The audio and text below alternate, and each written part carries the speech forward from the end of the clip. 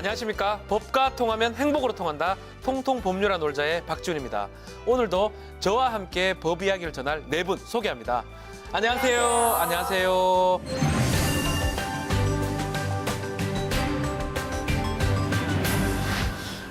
지난 4일 새벽에 올해 가장 큰 달인 슈퍼문이 떴다 합니다.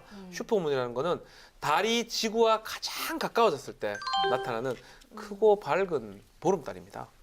이제 올해가 얼마 남지 않았는데 그래서 저는 소원을 또 빌어봤어요. 무슨 소원? 하여튼 저를 위한 소원이에요, 대부분.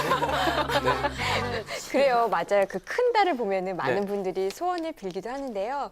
근데 저도 예전 같으면은 소원 빌면서 네. 그 소원이 이루어지기를 바랬을 텐데 이번에는 그렇게 설레고 좋지만 않았어요. 왜? 왜냐하면 향한 이런 얘기가 있잖아요. 네. 슈퍼문이 뜨면 그렇게 큰 달이 뜨면 그 다음에 바로 어떤 자연재해가 일어난다. 특히 이제 가장 큰 그 속설 중에 하나가 지진이 일어난다. 지진이 일어난다. 예. 이런 이야기가 있기 때문이에요. 맞습니다. 실제로 작년 11월 13일이죠. 14일.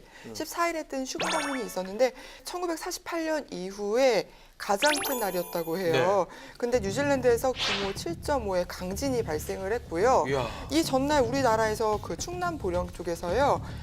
규모 3.5의 지진이 또 발생하게 슈퍼문 됐습니다. 뜨는 전날. 네. 그런 일이 또 있었는데요. 네. 2011년에 동일본 대지진이 발생한 다음 2주 후에 슈퍼문이 떴고요. 그리고 2005년에는 그 쓰나미 기억하시죠? 네네. 인도네시아에서 있었던 거. 슈퍼문이 뜨기 2주 전에 이제 쓰나미가 있었거든요. 그래서 슈퍼문이라는 말의 이제 어원을 좀 보면 1979년에 미국에 있는 한 점성술사가 재앙을 암시하는 커다란 달이다라고 해서 이제 슈퍼문 이렇게 하게 된 건데 이렇게 정말 연이어서 자연재해가 딱 일어나는 거 보면 뭔가 맞는 건가라는 생각이 들어서 무섭더라고요. 무섭네요. 네, 그 네. 슈퍼문이 뜰 때는 달의 인력이 강해지죠. 그래서 해수면이 상승하고 조석 차이가 좀 크게 발생을 하기 때문에 저지대에서는 침수 피해를 좀 주의해야 되는 거는 있지만 그렇죠. 예, 대체적인 학자들의 견해는 슈퍼문하고 자연재해가 연관성이 없다는 겁니다. 없대요. 네, 슈퍼문이 뜨는 시기와 그 자연재해가 일어났던 시점이 우연히 겹쳤을 뿐이라고 합니다. 그렇죠. 또 한국천문연구원에서도 슈퍼문이 지진하고 쓰나미하고 관계는 없다라고 얘기를 했고요. 그렇지만 좀 확실한 하나는 요즘 우리나라 지진이 좀 많이 자주 발생하는 것 같아요. 맞습니다. 그 경주 지진 네. 엄청났잖아요. 근데 지진이 하나 일어나면 여진이 일어나는 건 저도 이제 상식으로 알고는 있었는데 여진 횟수가 600회가 넘어요. 600회요? 그건 진짜 어마어마하지 않아요? 게다가 또 얼마 전에는 포항에서도 또 역대 2위급의 그 지진이 발생했잖아요. 네. 그러니까 우리나라는 늘 지진 안전지대다 하면서 옆에 일본을 어떻게 보면 아유 일본은 안 됐다 약간 이런 그렇죠. 시선으로 바라봤었는데 이제 우리도 이런 지진에 대비해야 될 때가 왔다 이런 생각이 그렇네요. 듭니다. 네. 특히나 지진 같은 이런 자연재해는 예방이 일단 좀 어렵잖아요. 예방이 가능하다면 최대한 예방을 해야겠고 워낙에 피해가 크니까요. 발생 시에 또 발빠른 대처와 복구 작업을 해야 하는 것도 필수겠습니다.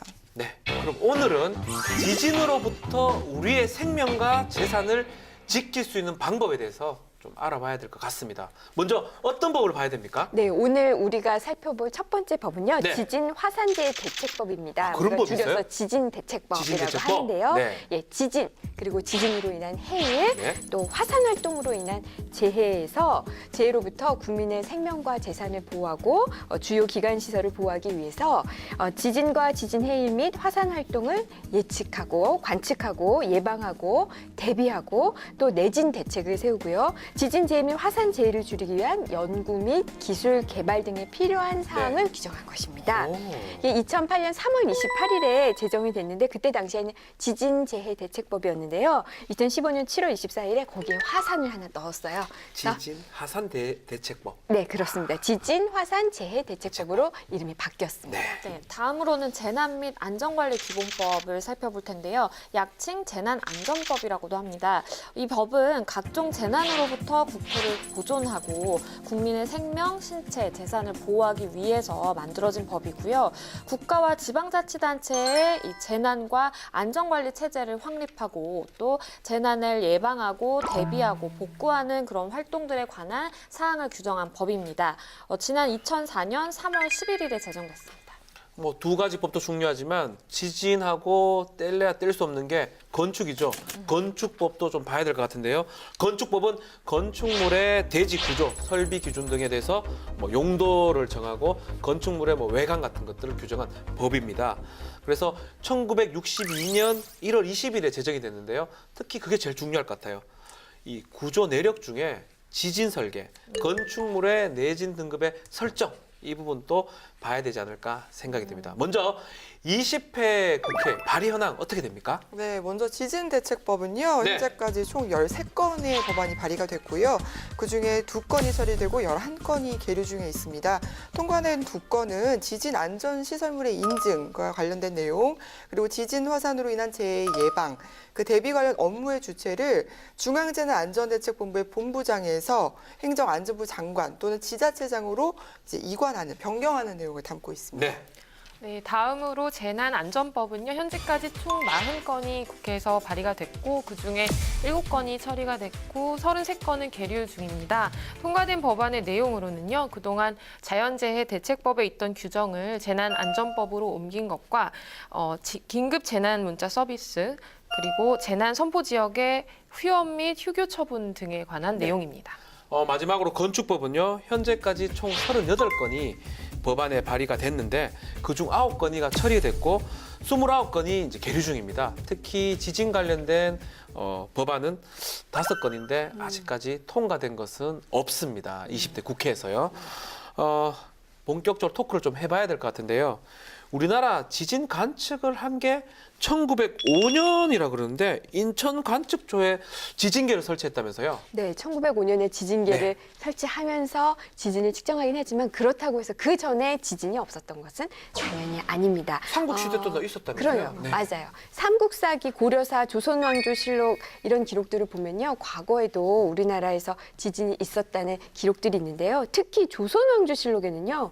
무려 1,500건이 넘는 기록이 있습니다. 와. 이 지진에 대한 기록이 왜 많았느냐, 왜 많았는고 하니 지진은 여러 가지 종류의 뭐 자연재해 중에서도 가장 격렬한 변화가 있잖아요. 네. 일단은 뭐 지형학적인 변화도 있을 테고 막대한 피해를 가져오는 자연재해이기 때문인 것으로 보입니다.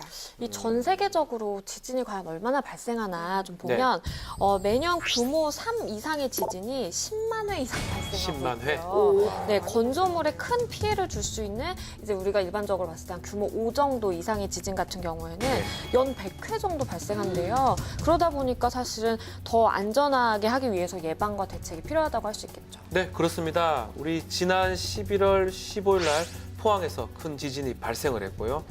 아마 수능 시험이 일주일 연기된 사상 초유의 사태가 일어났었는데요. 이 지진의 규모 그리고 진도 이게 뭡니까? 네, 지진의 강도를 짐작할 수 있는 척도인데요. 지진의 규모는 진원에서 방출된 지진 에너지의 양을 나타내는 거고, 그다음에 지진의 진도라고 하죠. 이거는 측정하는 지점에 미치는 피해 정도를 측정한 것으로 관측 지점에 따라서 달라집니다. 규모는 어떤 진원에서 방출된 에너지 양이고 진도라는 거는 측정 지점에 따라서 달라질 수 있다는 거네요. 네. 제가 좀 더 쉽게 설명을 네네. 해드릴게요. 우선 지진의 규모는 8단계로 나눌 수가 있는데요.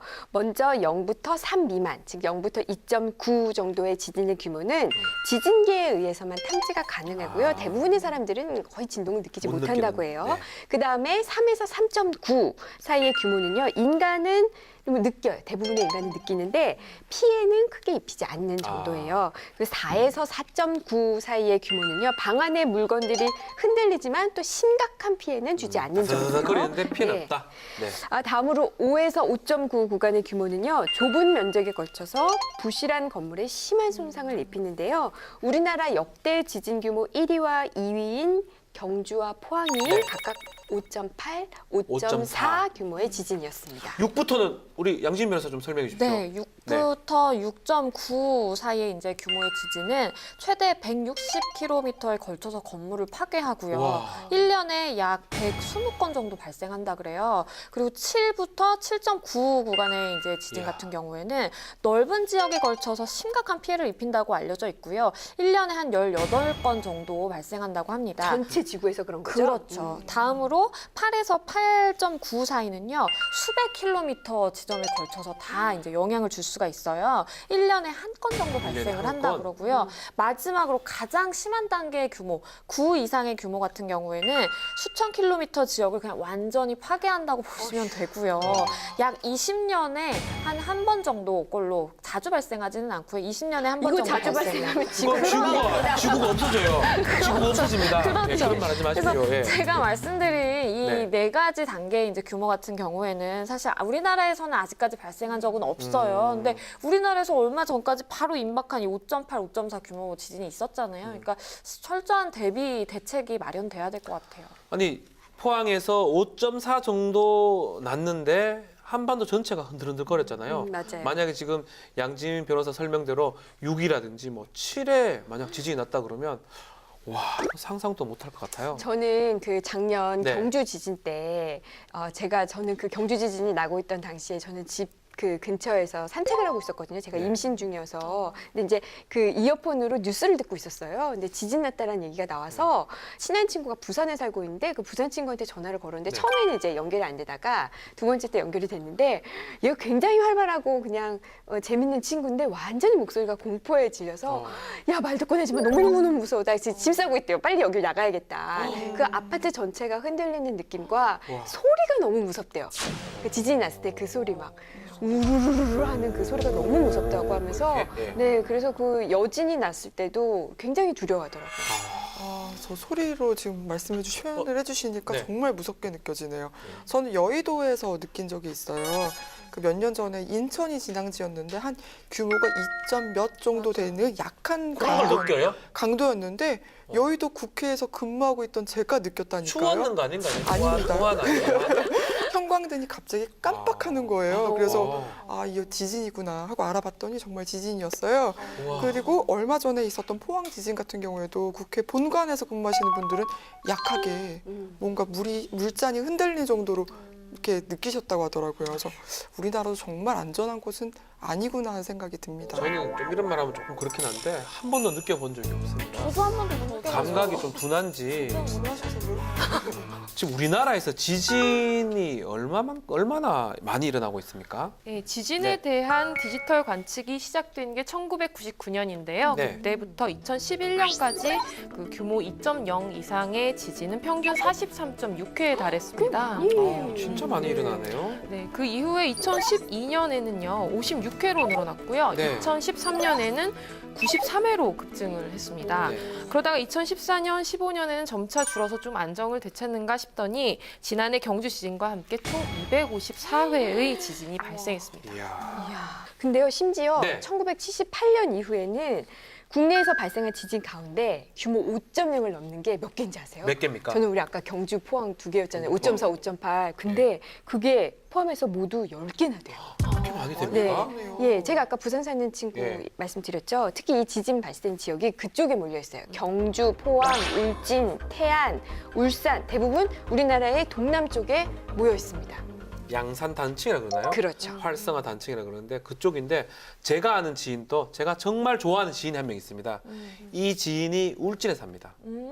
2004년도에 울진에 5.2 규모의 지진이 발생했는데 이 지진이 날 때마다 포항에 지진 날 때도 그쪽에도 영향이 여기 있겠네요. 왜냐하면 그 같아요. 그 그러니까요. 구조가 예. 그러니까 집이 막 흔들려서 막 무너질 것 같다고 겪었다 그러는데 정말 어때요? 지진 좀 느껴보셨습니까? 저는 최근에 뉴스에서 되게 무서운 인터뷰를 하나 봤는데요. 네. 우리나라 이 동남권 지역에 갑자기 이렇게 많이 지진을 경험을 하고 있는데 이 최근에 지진이 잦아진 이유가 그동안에 응력이 꾸준히 누적이 됐기 때문이다. 이런 주장이었어요. 언제일지 아무도 예측을 할 수 없지만 앞으로 100년 내에 좀 큰 규모의 지진이 발생할 수 있다는 주장이었어요. 아니 그 울진이나 그쪽에 다 원자력 발전소가 있잖아요. 그러니까요. 뭐 영화에 보면 지진 때문에 발전소가 되는 그런 영화가 있었긴 했는데 그죠? 조금 걱정스럽긴 합니다. 그동안 일어났던 지진 현황에 대해서 좀 살펴보고 지진 상황을 좀 살펴보고 얘기를 좀 더 나눠보도록 하겠습니다. 경주입니다. 저 유리 박살나는 것 좀 보세요. 어머, 순식간인데요. 첨성대죠. 지금 첨성대 흔들리는 거예요? 첨성 벽돌 빠질 것 같아요. 갈라진 거 봤죠? 경주에 문화재도 많은데 어머, PC방인 것 같은데. 어, 의자가 다 막. 지하에 있잖아요. 이럴 와. 때는 어떻게 해야 될지 그것도 참. 여기는 포항입니다. 이번에 11월 15일 날 포항. 어머, 세상에. 와. 저기 지나다니는 사람이 없었기를 다행이지. 여기 한쪽이 차에 아무도 탄 사람도 없어. 네. 아이고, 아이고. 저분 진짜 큰 사고 당할 뻔했어요. 아이고, 다행이다. 세상에. 아이고. 오, 아이고. 피해가 다행이다. 드론으로 찍은 어머나, 저게 피해 현황에 대해서 벽이 네. 벽돌이 다 무너진 거군요. 대학교죠. 뭐 진앙시 같은 그 대학교인데 포항의 어머나. 대학교인데 어머, 저 안에가 다 보여요. 이렇기 때문에 내진 설계의 좀 중요성이 많이 제기가 된 것 같아요. 어린이들 네. 같은데 아이들 뛰어나오네요. 애들 머리 손 얹고 이렇게 나오네요. 저거 봤어요. 저 산후조리원이죠? 산후조리원. 신생아실에서 맞아요. 그 간호사가 아이를 지키는 모습입니다. 그리고 산모들이 뛰어나가는 모습이죠. 한 간호사가 끝까지 아이를 지키면서 있는 모습은 또 훈훈함을 주긴 했는데요. 지진이라는 게 정말 무서운 것 같아요. 지금 보니까 긴박했던 상황을 다시 한번 보니까 지진 저는 그냥 못 느껴봤다고 그러지만 사실 안 느껴보고 싶어요. 그럼요. 그 정도로 저는 무서운 것 같습니다. 한 번도 안 느껴봤기 때문에 네. 저 상황에 들이닥치면은 정말 공포스러울 것 같긴 한데 네. 그 성인도 성인이지만 아까 저는 어린아이들이 막 뛰쳐나왔을 때 이 아이들이 얼마나 무서웠을까. 그래도 다행히 맞아요. 전에 교육은 받았나 봐요. 이렇게 손으로 머리를 가리는 걸 머리를 보니까. 감사라고 하잖아요. 네. 그렇죠? 그렇긴 하지만 아이들이 얼마나 무서웠을까요. 근데 하지만 다행인 거는 지진 발생 긴급 재난 문자 전송이 조금 빨라진 것 같은 느낌이 들었어요. 네. 작년 경주 지진의 경우에는 문자 발송에 8분 21초가 소요됐거든요. 근데 이번 지진 같은 경우에는 저도 제가 뉴스 그 사이트에 들어가서 보기 전에 재난 문자가 와서 사실은 지진이 온 걸 알았어요. 네네. 그래서 포항 지진 같은 경우에는 35초가 소요됐다고 하더라고요. 그래서 일부 빠른 곳은 지진 발생하기 바로 직전에 재난 문자를 받은 곳도 있다 그러니까 사실은 그렇게 지진 그 발생 직전에 받으면 좀 대피를 할 수가 있고 대처할 수가 있잖아요. 그렇게 좀 돼야 될 것 같아요. 저 같은 경우는 그 당시에 생방송 뉴스를 하고 있었는데 뉴스 하는 도중에 지진 알림음이 맞아요. 다 났어요. 출연자가 다 와가지고 방송 사고가 나버렸어요.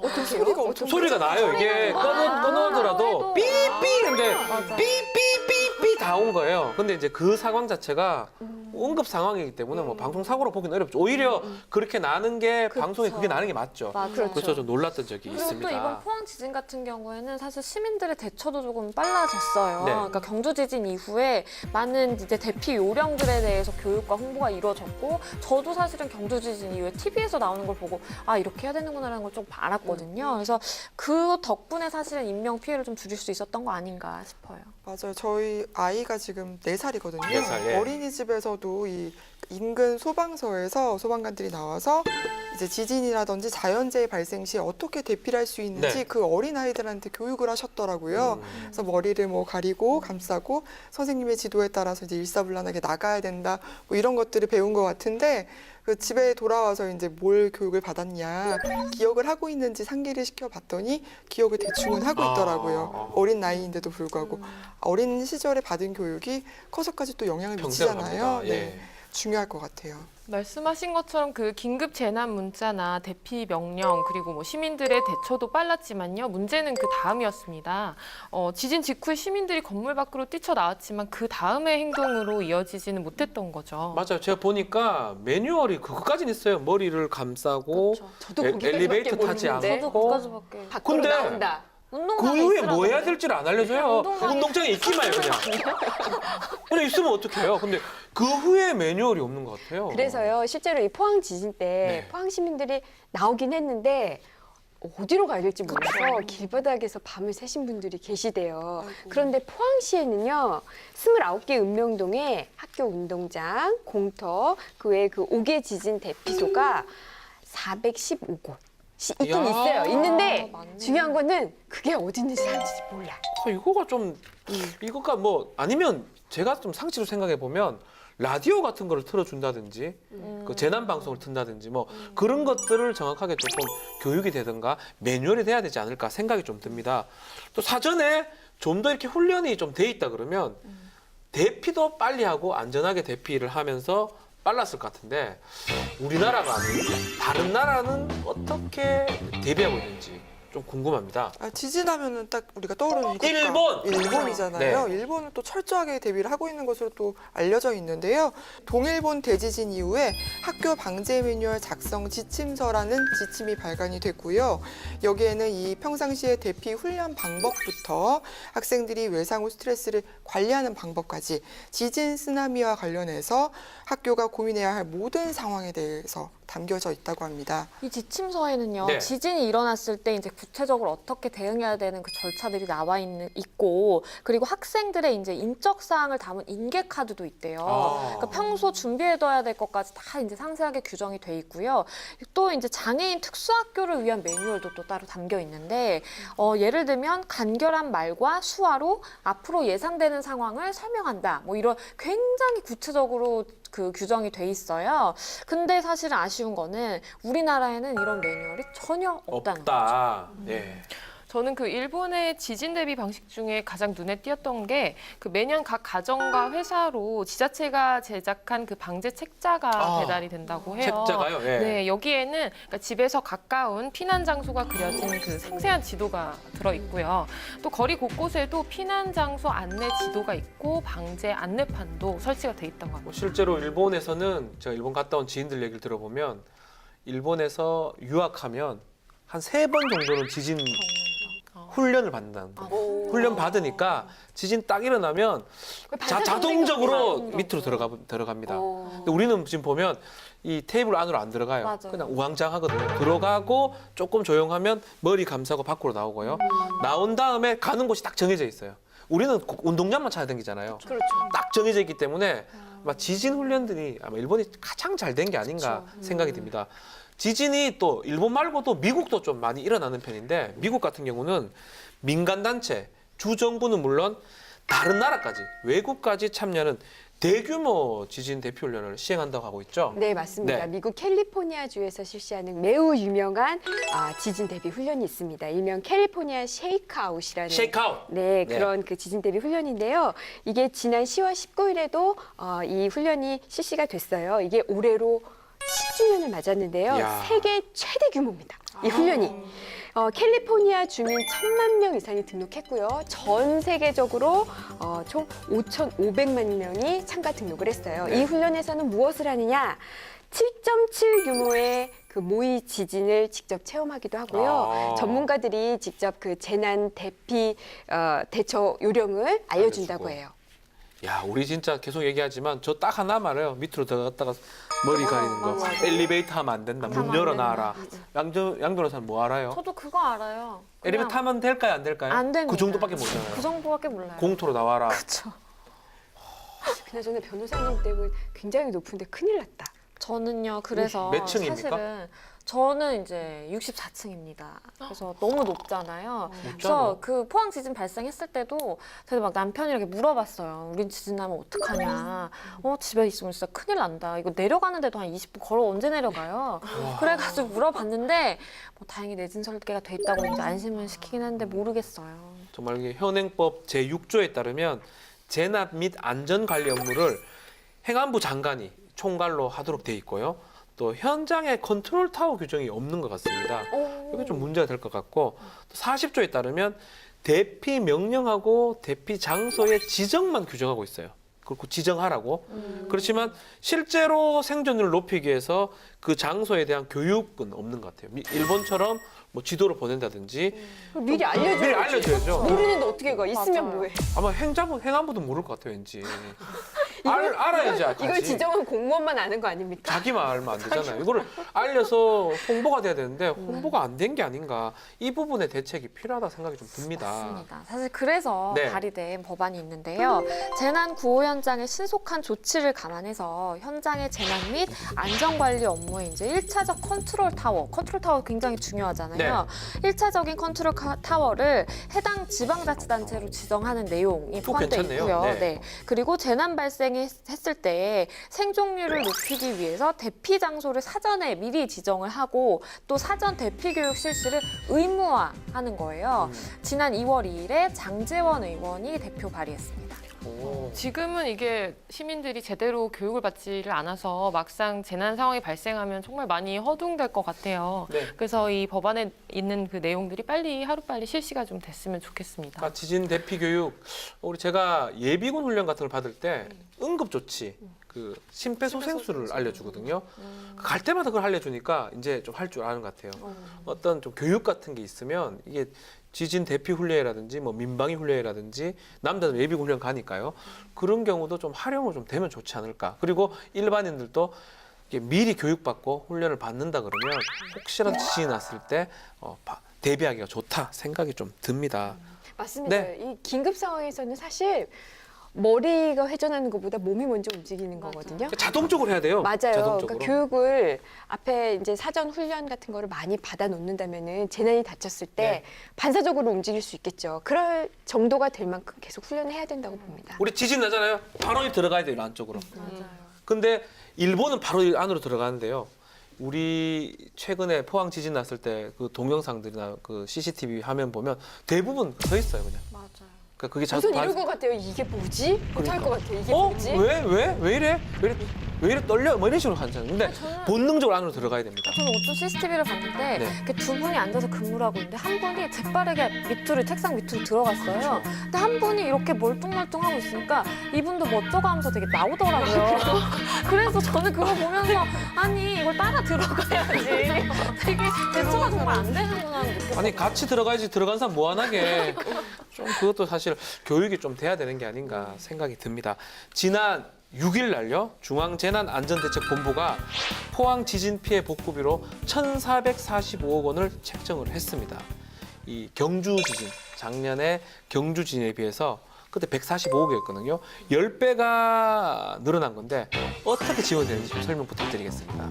일단 설명 전에 네. 경주랑 포항 아까 지진의 지진이 각각 5.8, 경주가 5.8이고 포항이 5.4죠. 5.4였잖아요. 규모 면에서는 큰 차이가 사실 없는 건데 이 피해 규모가 더 크기 때문에 포항의 지원액이 더 커진 근데 거라고. 포항이 왜 5.4인데 뭐 진도가 커서 그런 건가요? 네, 진도가 아. 컸기 때문입니다. 네. 사실 이게 이제 피해액이랑 이게 좀 더 자세하게 설명을 드리면 네. 경주의 시설 피해와 피해 규모는 시설 피해 같은 경우에는 9,368개소가 책정이 됐고요. 네. 피해액은 110억 원이었어요. 그런데 포항 같은 경우에는 이 시설 피해 같은 경우에 27,317개소로 책정이 됐고요. 네. 피해액이 551억 원이거든요.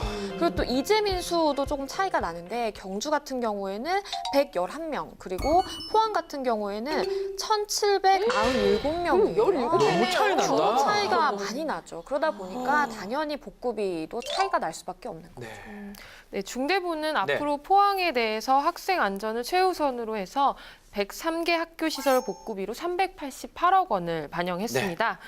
이 밖에 피해가 경미한 경남북 26개 학교의 내진 보강과 시설물 개선에 필요한 108억 원을 복구 계획과 별도로 지원할 방침입니다. 그러니까 많이 지원을 할 걸로 보이는데 아직까지 돌아가지 못하는 뭐 체육관에 이래 있는 이재민들은 어떻게 되는 겁니까? 그 실내 구호소에 임시 거주했던 그 이재민들은요, LH 임대주택 등 이런 장기 주거 시설로 입주를 한 상태고요. 네. 주택이 완전히 무너졌다. 주택이 전파됐다. 전소됐다. 예, 전파됐다. 예. 그런데 거기에 그 전파된 주택의 소유자가 거기서 살고 있었다. 그렇다면은 그 소유자에게는 최대 500만 원. 그리고 만약에 거기에 세입자가 살고 있었다. 네. 그러면 절반인 250만 원을 원. 지원하고요. 네. 반 정도 무너졌다. 반파. 반파됐다. 그러면 거기서 실제 살았던 소유자한테는 250만 원, 그리고 거기서 살았던 세입자에게는 125만 원까지 이 지원금이 지원이 되는데요. 이것은 그 제9호협회 이사회로 구성된 의원금 배분위원회의 심의 의결을 거쳐서 지급이 되는데 네. 12월 중으로 지급될 예정이라고 합니다. 네. 각 지방자치단체도 포항 지진을 계기로 전담 부서를 좀 만들 것 같아요. 그리고 지진 정보 종합 체계를 구축할 걸로 보이고요. 또 지진 연구기구도 신설하는 등 지진 대책 마련에 나섰다고 지금 알려지고 있습니다. 네, 맞습니다. 특히 포항시 같은 경우에는요, 지난 5일에 이 지진 발생 때 효과적으로 또 선제 대응할 시스템을 구축하기 위한 실국 단위의 전담 부서 신설을 할 것을 필요성을 절감을 하고 행정안전부와 또 경북도 등에 건의를 했습니다. 네. 그리고 서울, 부산, 대구, 울산, 경남도 등은요, 각 지자체에서 이제 향후 대책을 마련하기로 했습니다. 보니까 경상북도에서는 일본의 효교현이라는 그 방문에서 벤치마킹을 하도록 하고 부산에는 지진 위험 지도를 제작을 한다고 합니다. 근데 저는 이것보다 가장 필요한 게 뭡니까? 이게 양변호사? 사실은 저는 내진 설계인 것 같아요. 그렇죠. 왜냐하면 우리가 지진 발생이 예측이 되면 그거에 맞춰서 대비를 해야 되는데 가장 중요한 건 건물 안에 있을 때 건물이 튼튼해야 그렇죠. 되는 거잖아요. 사실 그 지진 발생 예측을 한 곳이 있어요. 미국 콜로라도 대학과 네. 몬태나 대학의 공동 연구팀이 연구를 했는데요. 올해 관측된 심각한 지진은 약 6번 정도라고 해요. 그리고 그렇죠. 2018년에는 적어도 20회 이상의 강력한 지진이 발생할 수 있다라는 예측을 했거든요. 그래서 조금은 무섭지만 무서운 거에서 그치지 말고 우리가 대비를 철저하게 해야 되겠죠. 내진 설계 필요하다. 네, 양 변호사님 말씀이 맞는데요. 그 이번 포항 지진의 피해가 큰 이유도 보면은 내진 설계되지 않은 건물들이 지금 거의 전파된 상황이었기 때문이라고 합니다. 건물만 튼튼하면 인명 피해도 막을 수 있는데 내진 설계가 꼭 필요할 것 같습니다. 그 지진에 대한 내진 설계 문제는 18대, 19대 국회에서도 계속 제기가 됐는데 다 폐기가 됐죠. 폐기가 돼가지고 안 된 거죠. 20대는 어때요? 20대는요, 지난 9월에 경주 지진이 발생한 다음에 한번 그런 거 나면 또 여기저기 관련된 법안들이 쏟아져 나오잖아요. 1년 동안 많이 내요. 1년 동안 되는데. 국회에 쌓인 그 네. 지진 관련 법안이 총 50여 건에 달해요. 올해 50개. 11월을 기준으로 하면. 그런데 이제 포항 지진이 발생할 때까지 국회에서 통과된 법안이 6건 정도거든요. 아직도 그 많은 논의가 좀 필요해 보입니다. 이 계류 중인 법안 중에서 많은 부분을 차지하는 게 사실 이 내진 설계랑 관련된 법안이거든요. 또 연이어서 강진이 계속 발생을 하고 있고 정부 여당 같은 경우에도 포항 지진 관련해서 이제 대책을 마련하는 와중에 이 내진 설계 건축과 관련해서 이제 세제 지원 등 여러 가지 지원을 하겠다고 발표를 한 바 있으니까요. 좀 아무래도 입법적인 노력도 이어질 것 같습니다. 자, 그럼 현재 우리나라 내진 설계 기준은 어떻게 돼 있나요? 이 내진 설계 기준에 대한 법령은 네. 1988년도에 처음 도입이 됐어요. 그리고 2005년부터는 이제 3층 이상 또는 연면적 1000제곱미터 이상으로 그 대상이 확대가 됐거든요. 사실상 최근에 건축된 아파트들은 모두 내진 설계 관련된 조항이 다 적용이 되고 있고 내진 설계 아파트다라고 보셔도 될 것 같아요. 하지만 안타깝게도 현실은 또 그렇지가 않더라고요. 그 2015년 당시에 국민안전처가 전국의 모든 공공시설물 11만 6,768동에 대해서 네. 그 내진 성능 확보 여부를 조사를 했는데요. 11만여 곳 가운데 5만여 곳만 내진 설계가 적용됐다고 합니다. 상당히 조금 미흡한 것 같은데 이게 자기 집도 내진 설계가 돼 있는지를 쉽게 검색 조회가 가능합니다. 우리 집 내진 설계 간편조회 10원 서비스가 실시되어 있는데 혹시 한번 확인해 보셨습니까? 저는 해봤어요. 어때요? 내진 설계 돼 있어요? 아유, 그럴 리가 없죠.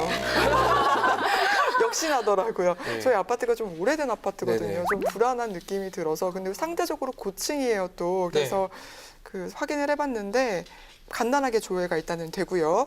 근데 안타깝게도 오래된 아파트라서 안 안 돼 됐고요. 있고. 그래서 좀 이번에 경주 포항 그 지진 관련해서 네. 동영상들 많이 보셨겠지만 내진 설계의 중요성 많이 좀 절감하지 않으셨어요? 그렇죠. 저는 그래서 앞으로 어떻게 해야 할지 참 걱정이 많습니다. 필로티 구조라고 그 철근 같은 게 다 밖으로 나와버리잖아요. 엿가락처럼 휘어버리기 때문에 내진 설계 중요한 것 같습니다. 양 변호사는 64층인데 어떻게 그러니까 합니까? 저 아까 말씀드렸잖아요. 네. 64층 산다고. 그래가지고 뭐 저희가 전해 들은 바로는 네. 남편을 통해서 전해 들은 바로는 네. 저희 아파트가 뭐 굉장히 단단한 뭐 화강암 위에 지어져 있다 이러면서 막 하나 위에. 그래서 뭐 내진 설계가 돼 있고 강도 뭐 한 9 이상도 튼튼하게 견딜 수 구요? 있다. 뭐 그렇게 얘기를 하더라고요. 아니, 그러면 지진 나면 글로 가야 되겠네. 그렇게 얘기는 하는데 지정되어야 될 것 같아요. 하는데 제가 아직까지 이 사이트를 몰라가지고 확인은 안 해봤거든요. 한번 들어가서 확인해봐야 될 것 같아요. 그 정도는 아닐 것 같다는 생각도 들긴 한데요. 네, 김 기자는요? 저희 집도 양 기자님처럼 굉장히 오래된 연립주택이어서 한번 지진 나면 바로 무너질 것 같은 공포감이 좀 있습니다. 이 피해를 최소화할 수 있는 방법이 바로 내진 설계인데 우리 사회 전반에 이게 잘 갖춰져 있는지는 굉장히 의문인 것 같아요. 네. 그 새로 짓는 건물은 당연하고요. 이미 지어진 건물에 대한 조사와 대책도 꼭 필요할 것 같습니다. 다행히도 20대 국회에서는 내진 설계 관련된 법안들이 많이 제출돼 있는데 어떤 것들이 있는지 좀 알아보겠습니다. 어떤 것인가요? 먼저 소개할 네. 법안은요. 우리 건축법을 보면 건축물의 내진 등급을 설정하도록 되어 있어요. 그렇죠. 그리고 건축물의 내진 능력을 공개하도록 의무화시켜 놨어요. 그런데 이것만으로는 과연 관리가 제대로 할 수 있는지 내진 등급에 대한 관리 그리고 실질적으로 안전관리 지침이 될 수 있는지에 대한 의문이 있다라고 해서 국토교통부 장관이 내진 등급에 따른 건축물의 구조 네. 그리고 재료의 기준을 국토교통부령으로 정하도록 하고요. 이걸 수시로 점검해서 점검하고 처벌을 강화하자. 처벌도 하고. 네, 라는 내용으로 지난 2월 28일 안규백 의원이 대표 발의한 내용이 있습니다. 또 법안이 있나요? 네, 네. 내진 능력 공개 대상을 확대하자는 것도 있습니다. 확대하자, 더 많이 확대하자. 네, 현행법에 따르면 이 16층 이상의 건축물과 바닥 면적이 5,000제곱미터 이상인 건축물, 건축하고자 하는 자는 사용 승인을 받는 즉시 건축물의 내진 능력을 공개하도록 하고 있는데요. 그러나 그동안 지진 피해가 대규모 소규모의 네. 저층 건물에 집중됐잖아요. 그렇기 때문에 내진 능력 공개 대상을 내진 설계 의무 대상 건축물 범위인 2층 이상의 건축물 또는 연면적이 500제곱미터 이상인 건축물로 확대하자는 내용으로요. 네네. 지난 9월 22일 박찬우 의원이 대표 발의했습니다. 공개를 확대하자는 법안도 있고요. 지난 포항 지진 때도 엘리베이터에 갇힌 사람들이 많았는데 맞아요. 얼마나 무서웠을까요? 이거 해결한 법안도 있다면서요. 그렇습니다. 네. 저와도 굉장히 저희 안전과도 밀접한 이 법안입니다. 상당히 좋아하네요. 왜냐하면 엘리베이터에 갇히면 어떡할까 저도 그렇죠. 여러 번 이제 걱정을 했었거든요. 네. 지진으로 인해서 승강기 갇힘 사고가 발생해서 2차 사고가 많이 발생하고 있지만 사실은 현행 제도 같은 경우에는 지진 발생에 따른 승강기 운행 제한에 대해서는 관련 규정이 아예 없었어요. 네. 그래서 만들어진 법안입니다. 지진 발생했을 때 승강기 탑승 우려 그리고 탑승했을 때 2차 사고 가능성이 클 것으로 예상되는 일부 고층 건축물에 설치된 승강기에 이 지진 감지 장치 설치를 의무화하자. 그리고 관제 운전 요건을 의무화하자라는 그 두 가지 내용을 담고 있고요. 지난 1월 5일에 김영주 의원이 대표 발의했습니다. 좀 전에 김 기자가 문제 제기한 그 내진 설계 그 부분 또 대책이 있다면서요? 네, 맞습니다. 현행법은 기존 민간 소유 건축물의 내진 보강을 좀 촉진하기 위해서요. 조세 감면 그리고 보험료율 차등 적용 등의 이 지원 제도를 마련을 하고 있는데요. 이와 같은 간접 지원 제도로는 막대한 비용을 필요로 하는 내진 설계를 촉진하는 데는 좀 한계가 있겠죠. 네. 그래서 그 국가 또는 지자체가 예산의 범위에서 기존의 민간 소유 건축물에 대한 내진 보강에 필요한 비용의 일부를 보조하자 이런 내용으로 지난 3월 3일 장제원 의원이 대표 발의한 법안이 있습니다. 그러니까 법안 모두가 뭐 통과되기는 좀 어렵겠지만 일부 필요한 법안은 좀 빨리 통과가 돼야 되는 게 아닌가 생각이 듭니다. 우리나라가 절대로 이제 지진 안전한 나라가 아닙니다. 그 활성화 단층 지역도 뿐만 아니라 한반도 전역이 지진과 관련이 있기 때문에 결국은 내진 설계만이 이런 피해를 막을 수 있는 방법이 아닌가. 그래서 앞으로 건축되는 대부분의 어떤 건축물은 당연히 내진 설계하도록 만들어야 될 것 같고요. 또 이전에 했던 것 중에도 계속 개선해야 해야 되는 그런 법안이 좀 있어야 될 것 같습니다. 이 말에서 동의하십니까? 네, 동의합니다. 네.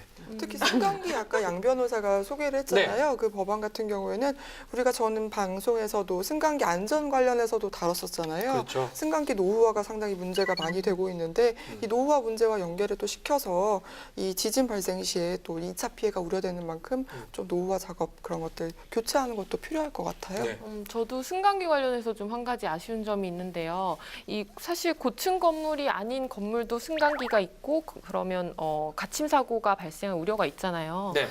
층수랑 상관없이 좀 승강기 전부에 그 지진 감지 장치를 설치할 수 있도록 했으면 좋겠습니다. 내진 설계가 지진 피해를 막을 수 있는 가장 적절하고 적당한 방법 중에 하나가 아닌가 이렇게 보입니다. 빨리 통과가 돼가지고 참사를 막을 수 있어야 되지 않을까 생각이 듭니다. 아직 갈 길이 멀고 법안들이 많지만 벌써 통과됐던 또 시행할 수 있는 것들부터 좀 말씀을 나눠보죠. 네, 지난 9월과 10월부터 시행 중인 두 가지 내용이 있는데요. 네. 먼저 지난 9월 22일부터요. 건축공사가 완공되면 설치하는 표지판이 있어요. 그 표지판에 이 건축물은 내진 등급이 얼마고 내진 능력이 얼마입니다라는 것을 반드시 표시하도록 쓰도록? 했습니다. 어. 네, 그렇게 하면은 당연히 이걸 외부에 공개하는 거니까 이 건축 안전성을 확보하게 될 네. 테고요. 또 이런 안전 관리에 대한 국민들의 인식도 제고하는 그런 결과를 이게 만약 낳게 되겠죠. 거짓으로 기재되거나 기재하지 않으면 처벌 조항 같은 것도 있겠죠. 어느 정도는. 그리고 이제 사람이 가죠. 여기는 내진이 5밖에 안 되네. 그러면 그 집안에 사는데도 매매 가격이 떨어질 수도 그렇죠. 있고요. 아주 효율적인 그럴 수 법안이 아닌가 생각이 듭니다. 다음으로 네. 10월 19일부터는요. 오피스텔 분양 광고할 때 건축물의 내진 능력 공개가 의무화가 됐습니다. 아. 그래서 앞으로는 최초 청약 신청 접수일 5일 이전에 네. 이 내진 능력 공개가 돼야 되고요. 그리고 소비자에게 충분한 홍보 기간을 이제 제공을 해야 됩니다. 분양분이 이제 100실 미만인 오피스텔의 경우에는 이런 내용이 담긴 분양 광고를 해당 사업장에 위치한 시군구의 이제 자치구의 인터넷 홈페이지에 게시를 할 수 있도록도 했습니다. 그럼 어쨌든 바로바로 미리 확인, 알리라는 거예요. 그렇죠. 알리고 확인이 가능하도록 하라는 거네요. 그런 다음에 분양을 해라. 그 다음에 분양을 하라.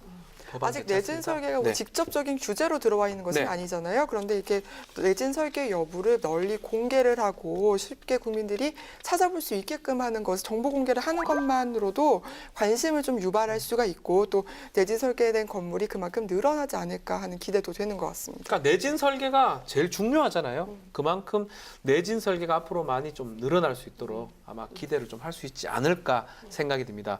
내진 설계만큼 더 중요한 것도 있어요. 그게 뭐냐면 지진 피해 시, 아니 지진 발생 시 대피 요령 같은 건데 행안부에 보니까 지진 상황에 따른 국민 행동 요령 이거 발간했다고 그러나요? 맞나요? 네, 맞습니다. 지진 대비 그리고 지진 발생 대피 후 지진 상식 순으로 행동 요령을 자세하게 적었는데요. 그 내용을 보면은 네. 집안의 가구 배치 등을 바꾸거나 정리를 해서 안전을 확보하는 방법에서부터 가스나 전기, 건물 담장의 점검과 같은 그런 관리법도 자세하게 소개를 하고 있습니다. 저는 이거 보니까 아주 저희가 예상 못한 그런 것들도 있더라고요. 뭐 어떤 게 있냐면 지진이 발생했을 때 서로 다른 곳에 있는 가족하고는 어디에서 어떻게 모일지 우리 뭐 인방글에서 우리 어디서 만날까요? 이걸 다 정해놓을 수 있는 거예요. 그래서 가족끼리 어디서 만날 수도 있고 또 응급처치 이런 것도 하는 요령까지 돼 있기 때문에 자세히 나와 있기 때문에 이거 활용하면 아주 좋지 않을까 생각됩니다. 또 이걸 앱으로 좀 만들면 괜찮은 것 같아요. 나올 스마트폰에 법도 한데요. 만들면 더 좋을 것 그 같습니다. 우리 집 지진 대비 현황 체크리스트도 네. 있으니까 다들 그 퇴근하시면 꼭 해보시길 바라고요. 그리고 원래 백문이 불여일견이잖아요. 전국에 저 몰랐어요. 전국에 지진 체험관이 있대요. 예? 있대요. 저도 이번 주말에 한번 가볼까 생각 중인데요. 아이들 데리고 한번 가시면 나들이 장소도 되지만은 또 이게 지진 대비 훈련도 될 수 있다라는 점에서 아주 유익할 것 같습니다. 야, 지진 훈련 받을 수 있는 곳이 있다라는 것도 놀라운 지진을 체험할 수 있는. 체험할 수 있는 것. 지진뿐만 아니라 각종 자연재해를 대비하기 위해서 보험에 또 가입이 가능합니다. 그래서 보험에 가입할 수 있는 것들도 행정안전부 홈페이지를 통해서 확인할 수가 있습니다. 그래서 또 일정 층수 이상에는 풍수의 지진보험에 또 가입하도록 되어 있거든요. 그런 것들도 확인하면 좋을 것 같습니다. 지진 얘기를 좀 나눠봤는데 조금 불안하기도 하지만 그래도 대책들을 생각해 보니까 그래도 법안들이 잘 만들어지고 있다 이 생각이 좀 들긴 합니다. 어때요? 저는 기억에 많이 남는 게 네. 우리 경주 지진 발생하고 나서 올해 초에 지진 관련해서 이거 방송을 한번 한 적이 있었거든요. 그렇죠. 그때 법안들 많이 다뤘었는데 그 이후에 법안들이 많이 통과가 실제로 됐어요. 그렇죠. 그렇기 때문에 오늘 우리가 소개한 법안들도 많이 통과가 됐으면 하는 바람입니다. 제가 잠시 느끼는 건데 이 국회의원들이 우리 법률안 놀자를 좀 많이 보시는 것 같아요. 방송이 되면 그때 바로 통과가 되는 그런 느낌이 저만의 느낌인가요? 아닌 것 같습니다. 통과가 꼭 필요한 법들은 빨리 통과가 돼야 되지 않을까 생각이 듭니다. 정부는 지진 방제 개선 대책을 마련하기 위해서 내년 3월까지 부처 활동으로 지진 방제 개선 TF팀을 운영할 계획이라고 밝혔습니다. 갑자기 찾아오는 자연재해 막을 수는 없습니다. 그렇지만 자연재해로 인한 피해는 얼마든지 줄일 수가 있습니다. 이번 지진을 교훈으로 개선 대책 마련에 최선을 다해 주시길 바라면서 그럼 다음에도 행복으로 통하는 법 이야기를 가지고 돌아오겠습니다. 감사합니다.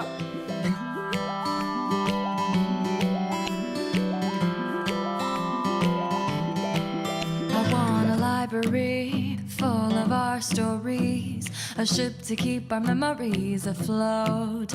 I want to hit rewind.